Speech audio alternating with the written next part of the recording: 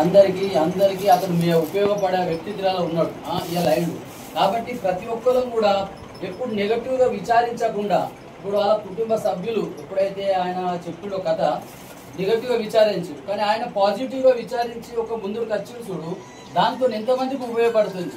అదేవిధంగా అది ఒక మన గుణపాఠం.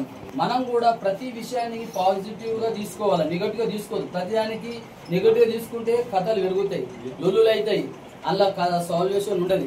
పాజిటివ్ థింక్ ఎత్తి మనం ముందరకు పోతామంటే దానిలో ఏమేమి తెలుసంటే ప్రతి ఒక్కరికి ఉపయోగపడతాం.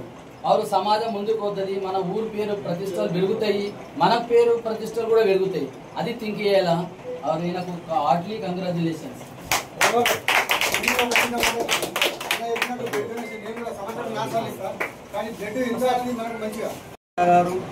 ఈరోజు ముంబైకి ఇచ్చేసిన తర్వాత మనం ఆయన జన్మదిన సందర్భంగా ఈరోజు మన సంఘానికి మనం ఆహ్వానించడం జరిగింది.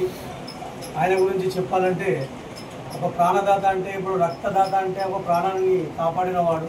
సమాజం నుండి సమస్య పుట్టుకొచ్చింది, ఆ సమస్య మీద ఆలోచించి దీర్ఘంగా దాన్ని ఏ విధంగా మనము ప్రజలకు అందుబాటులో ఉండాలని ఆలోచించి ఒక మార్గం ద్వారా తను సొంతగా 20-30 సార్లు రక్తం డొనేట్ చేసి తర్వాత ఎంతోమందికి స్ఫూర్తిదాయంగా నిల్చొని ఈరోజు రాష్ట్ర స్థాయిగా, జిల్లా స్థాయిగా, మండల స్థాయిగా ఆయనకు ఎన్నో అవార్డులు వచ్చినాయి. ఎంతోమంది యువతకు ఆయన ప్రేరేపించి ఆయనకు ఆదర్శంగా నిలిచిండు. ఎందుకంటే హైదరాబాద్ కానీ, కరీంనగర్లో కానీ, జైత్యాలు కానీ ఎక్కడ వాళ్ళను ఎక్కడ కూడా వాళ్ళకు బ్లడ్ అవసరం ఉంటే అన్నకు ఒక ఫోన్ చేస్తే మనకు రక్తం బ్లడ్ కావాలంటే మనకు అందుబాటులో ఉంటుంది. ఒక ప్రాణాన్ని నిలబెట్టుకోవచ్చు మనకు. ఆయన అదేవిధంగా ఇప్పుడు ఈ సంవత్సరానికి 39 సంవత్సరాలుగా విలేకరి కూడా ఆయన పూర్తి అవుతుంది.